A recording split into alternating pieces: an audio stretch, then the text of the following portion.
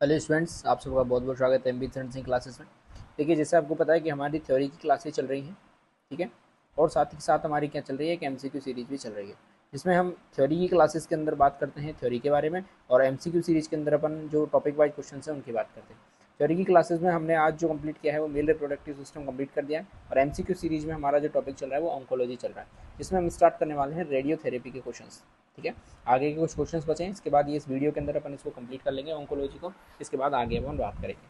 आज की वीडियो का पहला क्वेश्चन देख के स्टार्ट करते हैं। What is the main difference between telepathy teletherapy and brachytherapy radiation? यानी कि दो प्रकार की रेडिएशन होती है, इसमें एक में होती है टेलीथेरेपी और दूसरी होती है कौन सी, ब्रैकीथेरेपी। दोनों रेडिएशन के अंदर मेन डिफरेंस क्या होता है? Location of radio active source, जो रेडियो एक्टिव सोर्स है उसकी लोकेशन का डिफरेंस है, रेडिएशन की डोज का डिफरेंस है, रेज जो यूज़ की जाती है उनके प्रकार का डिफरेंस है, या फिर इनमें से कोई भी नहीं होता। तो हम बात कर रहे हैं जो रेडियो एक्टिव सोर्स होता है उसके लोकेशन पे ये चीज़ क्या करती है, डिपेंड करती है।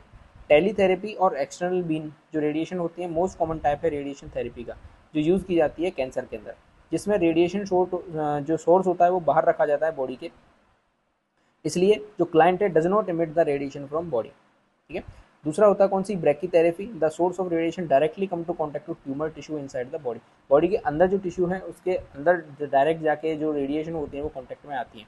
Brachytherapy include an unsealed source और a sealed source of radiation, ठीक है। दोनों प्रकार से दिया जाता है। आगे देखें 52 number question. After receiving radiation treatment for lung cancer, a client complained that he has lost his appetite. The nurse should provide which instruction? यानी कि एक पेशेंट आया, उसके अंदर हमने रेडिएशन ट्रीटमेंट दिया उसको, उसके बाद वो क्लाइंट कंप्लेन करता है कि उसकी भूख है जो बिल्कुल खत्म हो गई है, तो नर्स उसे कौन सा इंस्ट्रक्शन जो है प्रोवाइड करेगी? Drink plenty of fruits, eat hot meats with spice to improve test,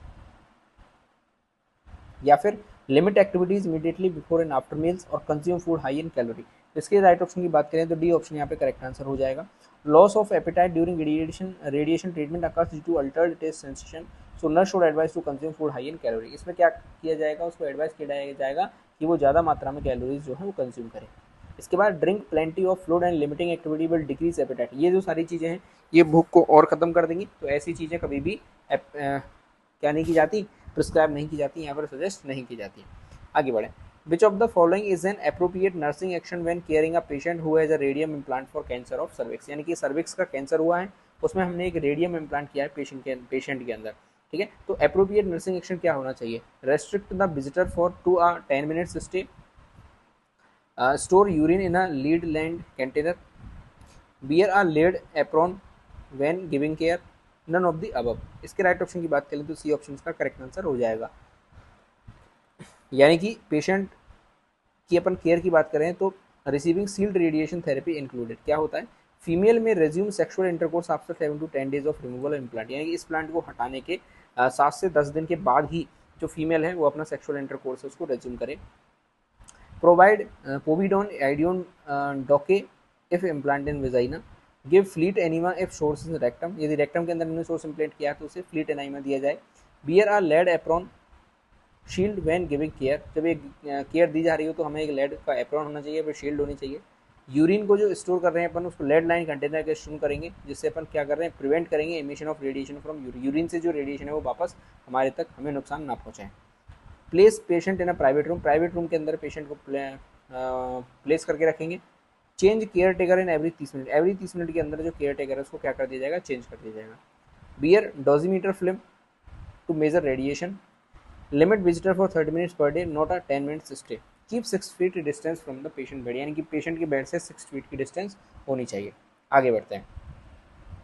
appropriate action taken by nurse if a sealed radiation implant dislodged, except use a long handle forceps to retrieve the radioactive source, use glove hand to put radioactive source into black plastic bag, put radioactive source into lead container, contact the radiologist। इसमें यदि हम सही उत्तर की बात कर लें यहाँ पे तो बी ऑप्शन क्या हो जाएगा, इसका राइट आंसर हो जाएगा। आगे बढ़ते हैं। देखें इसकी एक्सप्लेनेशन यहाँ पे दी हुई है, आप पढ़ सकते हैं आराम से। आगे बढ़ते हैं। देखिए, the nurse is caring for a patient with cervical cancer, the nurse notes that the cervical implant has become dislodged, which of the following action should the nurse take first? कौन सा एक्शन सबसे पहले nurse लेगी इस condition के अंदर? Right उत्तर की यहाँ पे बात कर लें तो डी ऑप्शन इसका करेक्ट आंसर हो जाएगा। आगे बढ़ें 56 नंबर क्वेश्चन पे। The most likely side effect of external radiation to the neck for cancer of larynx, यानी कि लेरिंग्स का कैंसर हुआ है नेक के अंदर, तो कौन सी एक्सटर्नल रेडिएशन होगी? कॉन्स्टिपेशन होगा, डिस्पोनिया होगा, सोर थ्रोट होगी या फिर डायरिया होगा। तो यदि हम इसके सही उत्तर की बात करें तो यहाँ पे जो करेक्ट ऑप्शन है वो सी ऑप्शन हो जाएगा। ठीक है, आगे देखिए। The mostly side effect of external radiation include local skin changes and irritation, alopecia, fatigue and altered taste sensation. इसके बाद बात करें external radiation to neck for cancer larynx may cause local irritation and damage,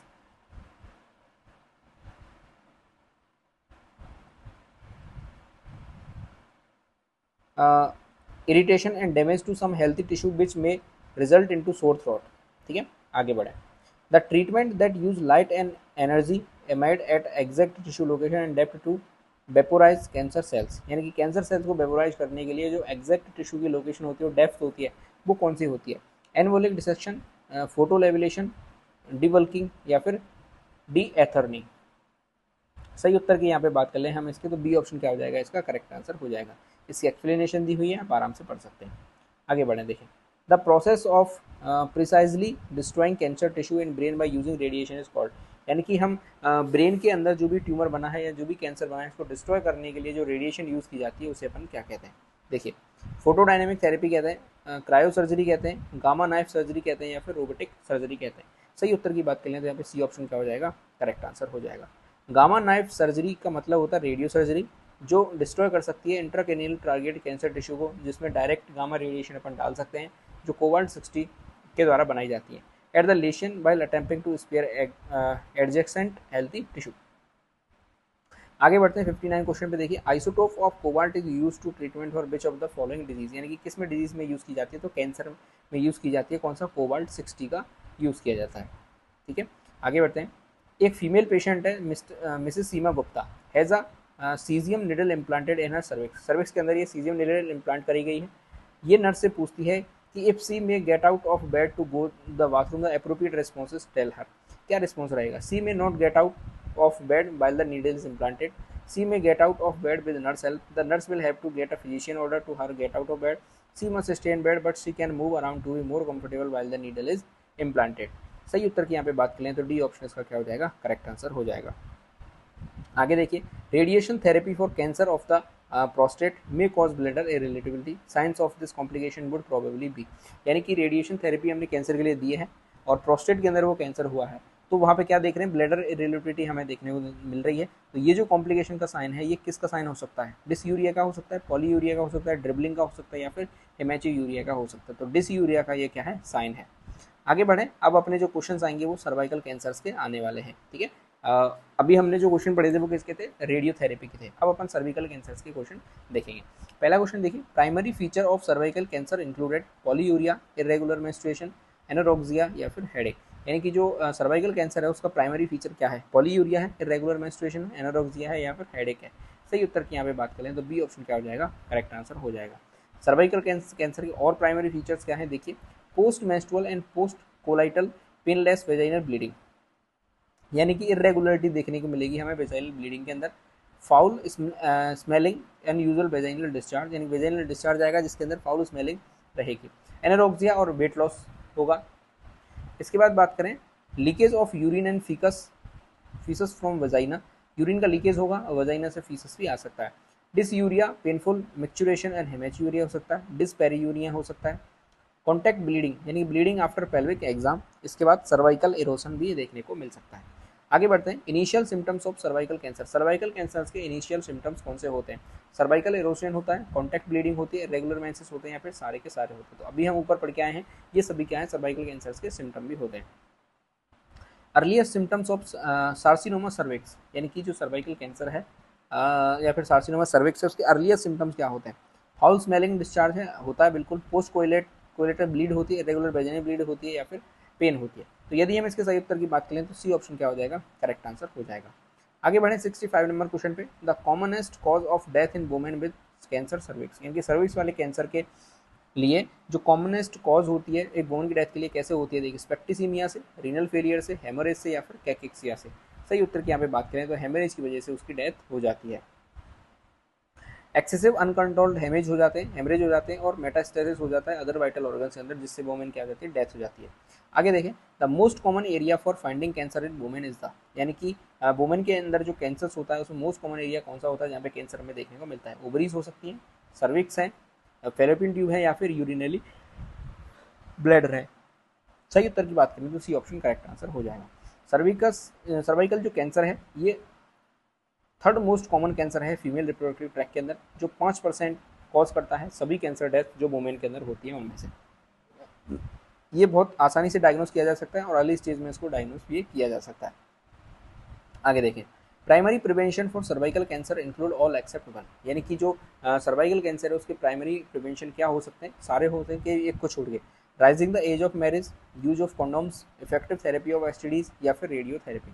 सही उत्तर की बात करें तो डी ऑप्शन क्या है, करेक्ट आंसर रहेगा। यानी कि रेडियोथेरेपी के द्वारा कभी भी प्रिवेंशन नहीं किया जा सकता, उससे ट्रीटमेंट किया जा सकता है। प्रिवेंशन की बात कर लें तो देखिए, avoiding the risk factor of cervical cancer, जिसमें आता है आपका ह्यूमन पेपिलोमा वायरस जिसे एचपीवी कहते हैं, इन्फेक्शन है जो कि मोस्ट कॉमन होता है, टबाको स्मोकिंग है, early age at first intercourse है, यानी कि 17 से पहले इंटरकोर्स नहीं होना चाहिए, हैविंग मल्टीपल सेक्स पार्टनर्स नहीं होने चाहिए। रेडियोथेरेपी जो है वो सेकेंडरी प्रिवेंशन है, प्राइमरी प्रिवेंशन नहीं है।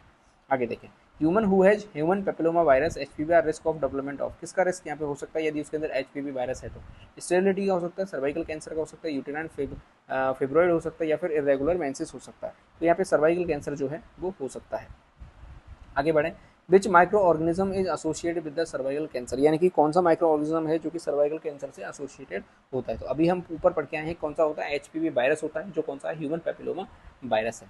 आगे बढ़ते हैं, देखिए 70 नंबर क्वेश्चन पे आते हैं अपन। The vaccine use for the prevention of cervical cancer is, कौन सी वैक्सीन है जिसका यूज किया जाता है सर्वाइकल कैंसर के लिए? तो बीसीजी है, हेपेटाइटिस बी है, आईजीजी है, या फिर एचपीवी है। तो वैक्सीन की बात करें तो कौन सी है? डी ऑप्शन का क्या हो जाएगा, करेक्ट आंसर हो जाएगा। अगला क्वेश्चन देखिए, genital herpes simplex increases the risk of dash cancer, यानी कि जो जेनाइटल हर्पीज होता है सिंप्लेक्स, वो किसके कैंसर के रिस्क को बढ़ा देता है? ओवरीज के, सर्विक्स के, यूट्रस के, या फिर वजाइना के? तो सर्विक्स कैंसर के रिस्क को क्या कर देता है, इंक्रीज कर देता है।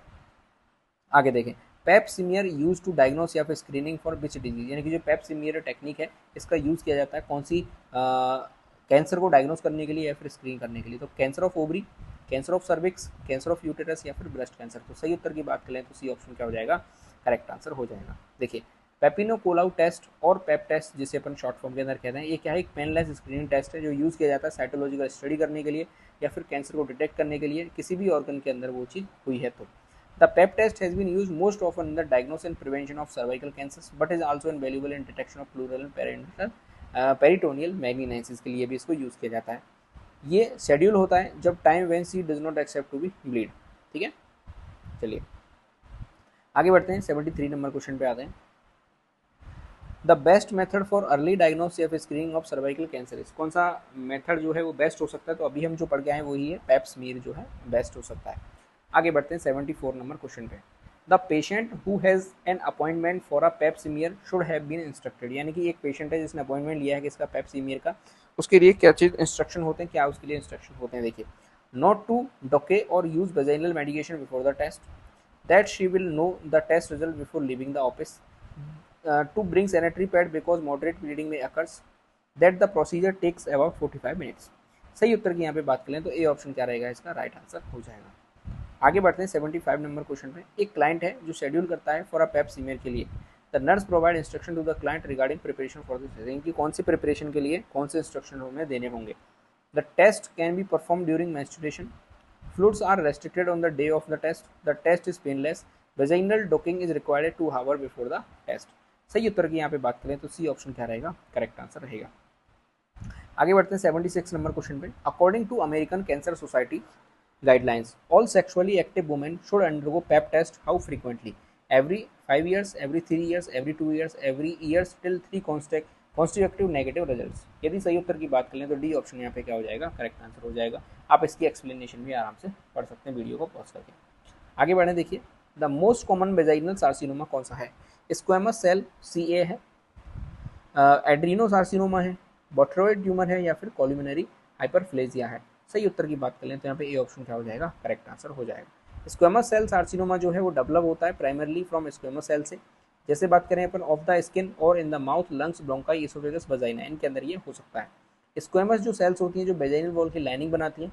कार्सिनोमा मोस्ट कॉमन टाइप का वेजाइनल कैंसर है जो इनके अंदर हमें देखने को मिलता है।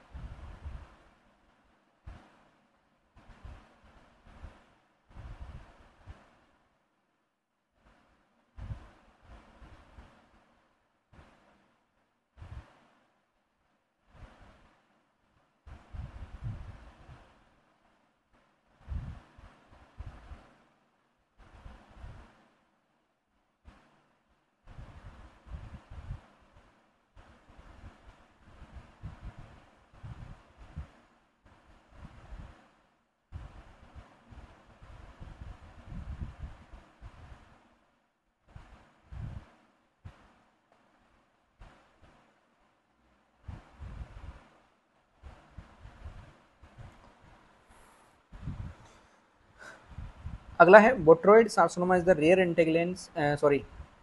इनेगिलेंट connective tissue tumour occurring in the uterus, bladder, vagina, liver और biliary ट्री। अगले जो क्वेश्चन आएंगे वो आएंगे किसके, ब्रेस्ट कैंसर के। सर्वाइकल कैंसर अपना कंप्लीट हो गया, इसके बाद ब्रेस्ट कैंसर की हम यहाँ पे बात कर लेते हैं। देखिए most common site of metastasis in breast cancer is, कौन सी कॉमन साइट हो सकती है, लंग्स है, लीवर है, बोन है या फिर ब्रेन है। सही उत्तर की बात करें तो बोन यहाँ पे क्या हो जाएगा, करेक्ट आंसर हो जाएगा। ब्रेस्ट कैंसर और बोन है हाईएस्ट चांसेस रहते हैं 65 से 70%, लंग्स और ब्रेन के अंदर, बोन के अंदर ज़्यादा रहते हैं, इसके अलावा लंग्स और ब्रेन के अंदर भी हो जाता है। All of the following are the high risk factor for breast cancer except, यानी कि ये सारे इनमें से हाई रिस्क फैक्टर होते हैं ब्रेस्ट कैंसर के लिए किसी एक को छोड़ के। First parity before 30 years, family history, menopause after 50 years या फिर वुमेन ओवर 40 ईयर्स। सही उत्तर की बात करें तो यहाँ पे ये ऑप्शन क्या हो जाएगा, करेक्ट आंसर हो जाएगा। अब यहाँ पे हाई रिस्क फैक्टर देखिए जो ब्रेस्ट कैंसर के लिए होते हैं वो कौन से हैं, early menarche before 12 years and let menopause after 50 years, यानी कि 50 क्रॉस करने के बाद भी मेनोपॉज नहीं आया है और या फिर आया है। इसके बाद हम बात करें बहुत जल्दी मेनार्की आ चुकी है, यानी कि 12 से पहले ही जो मेंस्ट्रुअल साइकिल है वो स्टार्ट हो चुकी है। इसके बाद बात करें late first birth after age of 30 years and nulliparity, यानी कि नो प्रेगनेंसी, या तो वो प्रेगनेंसी ही नहीं हो रही है या फिर जो फीमेल है या फिर जो वुमेन है उसकी जो लास्ट बर्थ हुआ है, पहला जो बर्थ हुआ है वो लेट हुआ कितना, 30 ईयर के बाद। फैमिली और personal history of breast cancer की वजह से हो सकता है, एजिंग ओल्डर देन 40 ईयर्स हो सकता है, नॉन लैक्टेटिंग एंड अनमैरिड हो सकती है, ओबेसिटी और एजिंग, ओरल कॉन्ट्रासेप्टिव पिल्स और हार्मोन रिप्लेसमेंट थेरेपी, ये सारे जो हैं वो क्या हैं, हाई रिस्क फैक्टर होते हैं ब्रेस्ट कैंसर के लिए।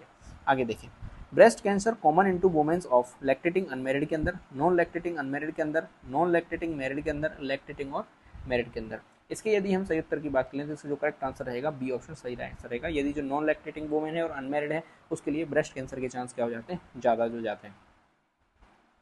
अगला देखिए 81 number question, which of the following symptom is suggestive for breast cancer, कौन से सिम्टम्स हैं जो ये सजेस्ट करते हैं कि ब्रेस्ट कैंसर हुआ है। ब्रेस्ट इनलार्जमेंट होगा, ब्रेस्ट टेंडरनेस होगी, डार्कनिंग ऑफ निप्पल होगा, यूनिलेटरल डिस्चार्ज फ्रॉम निप्पल हो सकता है। सही उत्तर की बात करें तो डी ऑप्शन क्या हो जाएगा, करेक्ट आंसर हो सकता है। सिम्टम्स जो हैं वो सजेस्टिव होते हैं ब्रेस्ट कैंसर के लिए, painless, non tender mass into upper outer quadrant not enlargement, nipple जो है रिट्रैक्शन हो जाएंगे और एलिवेशन हो जाएगा, ब्लडी और colour clear nipple discharge from affected breast, और स्किन डिम्पलिंग और एडिमा, ये सारी चीज़ें हमें देखने को मिलेंगी। इसके बाद देखें best nursing management to prevent lymphoedema after mastectomy surgery, mastectomy surgery हुई है उसके बाद जो बेस्ट नर्सिंग मैनेजमेंट क्या होना चाहिए जिससे कि लिम्फ एडिमा ना हो, उसको प्रिवेंट करने के लिए।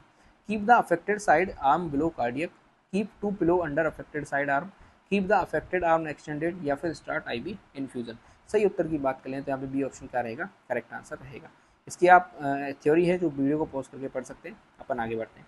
Dash is the radiological examination using a minimal and safe amount of radiation to allow visualisation of breast masses. Breast cancer की जो विजुअलाइजेशन है उसको करने के लिए कौन सा सेफ अमाउंट और मिनिमल अमाउंट है रेडिएशन का, जो कि एक रेडियोलॉजिकल एग्जामिनेशन में किया जाता है। देखिए एंजियोग्राम है, लिम्फ एंजियोग्राम है, कंप्यूटेड टोमोग्राफी स्कैन है, या फिर मेमोग्राम है। सही उत्तर की यहाँ पे बात कर लें तो डी ऑप्शन इसका क्या रहेगा, करेक्ट आंसर रहेगा। इसके बाद हम बात कर रहे हैं यहाँ पे ब्रेस्ट कैंसर भी अपना कंप्लीट हो गया। इसके बाद आएगा कोलेट्रल कैंसर, कोरेक्टल कैंसर। देखिए which of the following diagnosis test may be perform to determine if a client has gastric cancer, यानी कि किसी को गैस्ट्रिक कैंसर हुआ है तो कौन सा ऐसा डायग्नोसिस टेस्ट है जो कि परफॉर्म होगा, डिटरमाइन होगा एक क्लाइंट के अंदर, जिससे हमें पता चलेगा। बेरियम एनीमा है, कोलेनोस्कोपी है, गैस्ट्रोस्कोपी है, सीरियम केमिस्ट्री लेवल है। सही उत्तर की यहाँ पे बात करें तो सी ऑप्शन क्या रहेगा इसका करेक्ट आंसर रहने वाला है। ठीक है, आगे बढ़ते हैं। देखिए गैस्ट्रिक और stomach cancer is diagnose by fibreoptic endoscopy, जिसे अपन गैस्ट्रोस्कोपी कहते हैं, बायोप्सी के द्वारा ये सारी चीज़ की जाएगी। बेरियम एनीमा क्या करता है, the use of barium sulphate solution as a contrast agent to facilitate x-ray and fluoroscopic examination of the colon. Barium enema use किए जाते हैं स्क्रीन पेशेंट के लिए कोलन कैंसर हो रहा है, या फिर आइडेंटिफाई अदर कोलोनिक लेशंस के लिए, जिसमें कौन सी आती है, डाइवर्टिक्यूला आता है। कोलोन कैंसर जो है मोस्ट क्लोजली एसोसिएट होता है किसके साथ, निम्न में से ऐसी कौन सी कंडीशन है, एपेंडाइसाइटिस, हेमरोइड्स, हाइटल हर्निया, या फिर अल्सरेटिव कोलाइटिस। सही उत्तर की यहाँ पे हम बात करें अगर इसकी, तो इसका जो राइट आंसर रहेगा वो क्या रहेगा, अल्सरेटिव कोलाइटिस। ठीक है, रिस्क फैक्टर जो हो सकते हैं या फिर कंडीशन जो एसोसिएट होते हैं कोलोन या फिर कोलोरेक्टल कैंसर के लिए, वो कौन सी है, family history of the disease, age older than 50 years, history of inflammatory bowel disease such as ulcerative colitis, obesity and people who consume high fat and low fibre diet, जिसमें कौन सा आता है, मीट आता है। आगे बढ़े, विच of the following cancer is associated with high fat diet, इनमें से कौन सा फॉलोइंग कैंसर एसोसिएट होता है हाई फैट डाइट के साथ, ओवरी कैंसर है, कोलोन कैंसर है, लंग कैंसर है, लीवर कैंसर है। तो अभी हम ऊपर पढ़ा है कौन सा होता है, कोलोन कैंसर होता है। 87 नंबर क्वेश्चन देखिए, which of these patient dietary habits does the nurse understand may increase the risk for development of colon cancer, कौन सी ऐसी पेशेंट की डाइटरी हैबिट्स हैं जो नर्स समझती है कि ये इंक्रीज कर सकती हैं रिस्क को, किसके, कोलोन कैंसर के डेवलपमेंट को। देखिए high fat low fibre intake, high intake of milk and milk products, low meat and protein intake, low fat high carbohydrate intake. तो हाई फैट की डाइट ले रहे हैं, उसमें लो फाइबर इंटेक अपन ले रहे हैं, तो ये कोलोन कैंसर डेवलपमेंट के लिए हाई रिस्क हो सकता है या फिर इंक्रीज कर सकता है रिस्क को। आगे देखिए, most common site for carcinoid tumour, carcinoid tumours के लिए मोस्ट कॉमन साइट कौन सी है, ड्यूडेनम है, जेजुनम है, इलियम है, या फिर अपेंडिक्स है। सही उत्तर की बात करें तो इलियम क्या हो जाएगा, करेक्ट आंसर हो जाएगा। देखिए सार्सिनोइड क्या है, एक प्रकार का ट्यूमर है जो डेराइव होता है कहाँ से, न्यूरोनो एंडोक्राइन सेल से, जो इंटेस्टिनल ट्रैक्ट के अंदर पाई जाती है, बाइल डक्ट के अंदर पाई जाती है, पेनक्रियास के अंदर पाई जाती है, और ओवेरी के अंदर पाई जाती है। ये सीक्रेट करती हैं सेरोटोनिन को और अदर वैसो एक्टिव सब्सटेंस को क्या करती हैं, सीक्रेट करने का काम करती हैं। The most common location of gastrointestinal carcinoid tumour कौन सी है, स्मॉल इंटेस्टाइन है, ऑफन इन द इलियम के अंदर भी हो सकता है। कॉमन साइट जो इंक्लूड होती है कौन सी, रेक्टम है, कोलोन है, और अपेंडिक्स है। कुछ अदर मिसलेनियस कैंसर्स की हम बात कर लेते हैं। यहाँ पे हमारा ये जो रेक्टोगोनल कैंसर है वो भी क्या हो गया, कंप्लीट हो गया। देखिए main cause of cancer of larynx, larynx का जो कैंसर होता है उसके लिए मेन कॉज कौन सा होता है, स्मोकिंग एंड तम्बाकू, न्यूट्रिशन, पुअर ओरल हाइजीन, या फिर एल्कोहोलिज्म। तो सही उत्तर की बात करें तो ए ऑप्शन इसका राइट आंसर हो जाएगा। Risk factors of cancer of larynx are cigarette smoking, tobacco use most common use की जाती है, heavy alcohol use along with smoking, exposure to environmental pollution जिसमें एब्सट्रॉस आते हैं, बुड डस्ट आती है, और एक्सपोजर टू रेडिएशन। ये सारे के सारे क्या है, रिस्क फैक्टर होते हैं। आगे बढ़े, the nurse is writing a care plan for a client newly diagnosed with cancer of the larynx, which problem would have the highest priority. यानी कि एक नर्स है जो कि एक केयर प्लान लिख रही है क्लाइंट के लिए जिसमें डायग्नोस्ड हुआ है भी नया नया लेरिंग्स का कैंसर, तो कौन सी प्रॉब्लम जो है उसको हाईएस्ट प्रायोरिटी पर रखा जाएगा, would infection, haemorrhage, respiratory distress, या फिर नॉलेज डेफिशिएंट। सही उत्तर की बात करें तो सी ऑप्शन क्या रहेगा, करेक्ट आंसर रहेगा। रेस्पिरेटरी डिस्ट्रेस है, एक प्रॉब्लम होती है जिसमें हाईएस्ट प्रायोरिटी पर रखा जाता है कैंसर ऑफ लेरिंग्स के लिए। क्यों, क्योंकि यहाँ पे चांसेस रहते हैं किसके, रेस्पिरेटरी ऑब्स्ट्रक्शन के। ठीक है, आगे बढ़ते हैं। देखिए a patient is admitted with a suspected bladder cancer, एक पेशेंट है जो कि एडमिट हुआ है एक सस्पेक्टेड किसके लिए, ब्लैडर कैंसर के लिए। एक नर्स जो है वो असेस करती है पेशेंट को for which of the following earliest manifestation of this disease, protein urea है, डिसयूरिया है, हेमेचूरिया है, नो पेन है, पेनफुल यूरिनेशन और हेमेचूरिया है, पाईयूरिया और पैल्पेबल एब्डोमिनल मास है। तो सही उत्तर की यहाँ पे बात करें तो बी ऑप्शन क्या हो जाएगा, करेक्ट आंसर हो सकता है। ठीक है, यहाँ पे इसकी एक्सप्लेनेशन दी हुई है, आप आराम से पढ़ सकते हैं।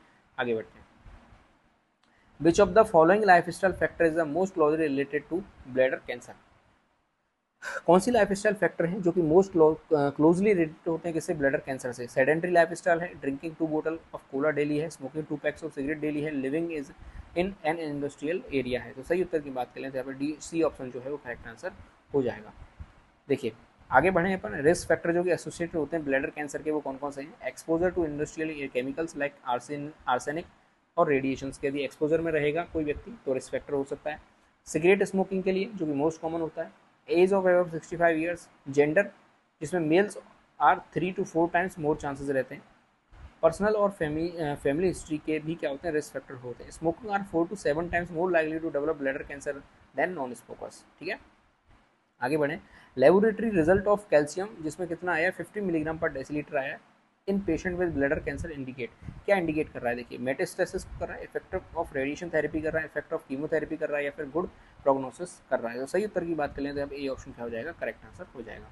Serum calcium greater than 10 mg पर डेसीलीटर आ रहा है, मेनली ये अकर होता है किस क्लाइंट के अंदर जिसके अंदर बोन मेटास्टेसिस देखने को मिल रहा है। क्यों? क्योंकि due to release of calcium from destruction of bone, bone का डिस्ट्रक्शन स्टार्ट हो गया है जिसकी वजह से कैल्शियम का जो लेवल है वो क्या हो गया, बढ़ गया है ब्लड के अंदर। आगे बढ़ें, देखिए suitable times to perform testicular self examination, यानी कि टीएससी के लिए कौन सा जो सुटेबल टाइम है वो किया जाता है? वीकली होना चाहिए, मंथली होना चाहिए, फोरेटली होना चाहिए, या फिर वेन एवर गेट टाइम होना चाहिए? सही उत्तर की बात करें तो यहाँ पे मंथली किया जाना चाहिए। इसकी एक्सप्लेनेशन है ये आप देख सकते हैं। आगे बढ़ते हैं। A nurse is planning a community education presentation about testicular cancer, the target group should be male age, यानी कि टेस्टिकुलर कैंसर के लिए एक कम्युनिटी एजुकेशन प्लान कर रही है एक नर्स, तो जो टारगेट ग्रुप है वो कौन सा होना चाहिए? 20 to 34 ईयर्स होना चाहिए। यही बिल्कुल सही है, राइट आंसर है, क्योंकि इनके अंदर चांसेस क्या रहते हैं, ज़्यादा रहते हैं। Almost half of the all cases of testicular cancer main between जो एजेस रखी गई है वो ये होती है, तो टारगेट ग्रुप भी क्या होना चाहिए, यही होना चाहिए। आगे देखें, precancerous condition in case of carcinoma of oral cavity is known है, यानी कि ओरल कैविटी के अंदर यदि सार्सिनोमा हुआ है तो प्री कैंसरस कंडीशन कौन सी हो सकती है? एरिथ्रो प्लेक है, हाइपरप्लेजिया है, ल्यूकोप्लेकिया है, या फिर हाइपरट्रॉफी है? तो सही उत्तर की यहाँ पे बात करें तो सी ऑप्शन क्या रहेगा, करेक्ट आंसर रहेगा। फॉर्मेशन ऑफ वाइट स्पॉट और patches on the mucus membrane on the tongue और चिक्स कॉल्ड ल्यूकोपिनिया, ल्यूकोप्लेकिया या फिर ल्यूकोफ्लेसिया। ठीक है, द लेशन में बिकम मैलिग्नेंट हो सकते हैं, जो लेशन हुए वो कैसे हो सकते हैं, मैलिग्नेंट हो सकते हैं। हाइपरफ्लेसिया हो सकता है जो कि नंबर ऑफ सेल्स के अंदर इंक्रीज हो रहा है, और हाइपर ट्रॉफी हो सकती है यानी कि सेल्स के साइज के अंदर भी क्या हो रहा है, इंक्रीज हो सकता है, और ये कैसी हो सकती है, बेनाइन कंडीशन हो सकती है। च्यूइंग तम्बाकू में कॉज डैश, ओरल कैंसर हो सकता है, इम्पेयर्ड विजन हो सकता है, अल्सर या फिर डायरिया। तो सही उत्तर की यहाँ पे बात करते हैं तो किसके चांसेस ज़्यादा रहते हैं, ओरल कैंसर के चांस ज़्यादा हो जाते हैं। ठीक है, यहाँ पे आप इसकी एक्सप्लेनेशन भी देख सकते हैं।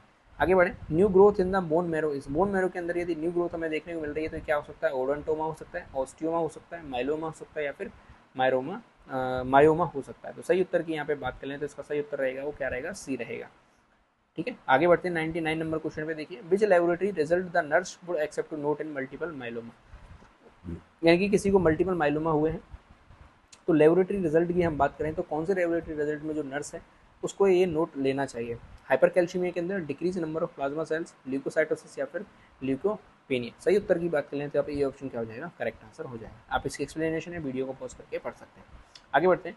The most common lung cancer seen is non smoker है, यानी कि जो नॉन स्मोकर हैं तो उनके अंदर हमें जो मोस्ट कॉमन लंग कैंसर है वो कौन सा देखने के लिए मिलेगा? देखिए, एडिनोसार्सिनोमा देखने के लिए मिलेगा, स्क्वेमस सेल सार्सिनोमा देखने के लिए मिलेगा, लार्ज सेल सार्सिनोमा देखने को मिलेगा, या फिर स्मॉल सेल सार्सिनोमा देखने के लिए मिलेगा। सही उत्तर की बात कर लें तो जो एडिनो सार्सिनोमा है वो हमें इनके अंदर देखने को मिलेगा। यहाँ पे इसकी एक्सप्लेनेशन है, आप देख सकते हैं। जो लंग कैंसर होता है वो 4 प्रकार की सेल टाइप्स की वजह से होता है। स्क्वेमस सेल्स जिसे अपन एपिडर्मोइड सार्सिनोमा कहते हैं, एडिनो सार्सिनोमा है, लार्ज सेल जिसे अपन एनाप्लास्टिक कैंसर कहते हैं, स्मॉल सेल होती है जिसे अपन ओएट कैंसर कहते हैं। ठीक है, ये जो सार्सिजेंस होते हैं, कार्सिनोजेंस होते हैं, ये कैसे होते हैं, तंबाकू के अंदर होते हैं, स्मोक के अंदर होते हैं, लेकिन एड्रीनोसार्सिनोमा जो होता है ये नॉन स्मोकर के अंदर भी हमें देखने को मिल जाता है। आगे बढ़ें। विच of the following symptom is most characteristic of a patient with cancer of lung, lung के कैंसर के एक पेशेंट है उसके अंदर कौन सा मोस्ट कैरेक्टरिस्टिक सिम्टम्स है जो हमें देखने को मिलेगा? एयर हंगर होगा, एक्सटेंशनल डिस्पीनिया होगा, कफ विद नाइट स्वेट्स होगा, persist of intestine intense coughing होगी। सही उत्तर की यहाँ पे बात करें तो डी ऑप्शन क्या होगा, करेक्ट आंसर होगा। यहाँ पे इसकी एक्सप्लेनेशन भी दी हुई है, आप बिल्कुल यहाँ पे पढ़ सकते हैं वीडियो को पॉज करके। आगे देखें, of the following which is the most common site for metastasis in lung cancer, lung cancer के मेटास्टेसिस के लिए मोस्ट कॉमनली साइट कौन सी हो सकती है? किडनी है, स्टमक है, लीवर है, या फिर स्प्लीन है? सही उत्तर की बात करें तो लीवर क्या है, करेक्ट आंसर हो जाएगा। लीवर के अलावा क्या क्या चीज़ हो सकती है, तो देखिए लंग भी हो सकते हैं, ब्रेन भी हो सकता है, ठीक है। अब देखिए in the client with terminal lung cancer, एक क्लाइंट है जिसको टर्मिनल लंग कैंसर हुआ है, the focus of nursing care is on which of the following nursing intervention, कौन सी नर्सिंग इंटरवेंशन में नर्सिंग केयर पे फोकस रखा जाएगा, provide emotional support, provide nutritional support, provide pain control या फिर prepare the client call. तो C option यहाँ पे क्या रहेगा, राइट आंसर रहेगा, ठीक है। आप इसकी एक्सप्लेनेशन देख सकते हैं, आगे बढ़ते हैं। A patient is receiving external beam radiation for treatment of metastatic intestinal endometrial cancer. The treatment field include the entire pelvis. Which following tissue within the radiation field is most radio sensitive? कौन सा जो field होगा वो radiation के लिए most radio sensitive होगा, vagina है, रेक्टोवेजिनल septum है या फिर ओवरी है या फिर ब्लैडर है। सही उत्तर की बात कर लेते हैं, यहाँ पे बी ऑप्शन क्या हो जाएगा, करेक्ट आंसर हो जाएगा, ठीक है। यहाँ पे इसकी एक्सप्लेनेशन दी हुई है, यहाँ पे देख सकते हैं आप, ये वीडियो को पॉज करके देख सकते हैं। आगे बढ़ते हैं। Which of one of the following cancer that does not metastasize commonly to liver, breast के लिए, लंग्स के लिए, कोलन के लिए या फिर प्रोस्टेट के लिए। तो सही उत्तर की बात करें तो डी ऑप्शन क्या होगा, करेक्ट आंसर हो सकता है। इसकी भी एक्सप्लेनेशन दी हुई है, आप वीडियो को पॉज करके पढ़ सकते हैं। आगे बढ़े, देखिए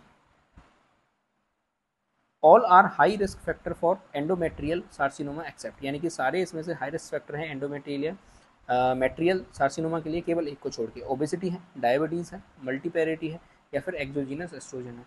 सही उत्तर की यहाँ पे बात कर लें तो बी ऑप्शन जो है करेक्ट आंसर हो सकता है, क्योंकि एंडोमेट्रियल सार्सिनोमा से मल्टीपैरिटी का कोई कनेक्शन नहीं होता है।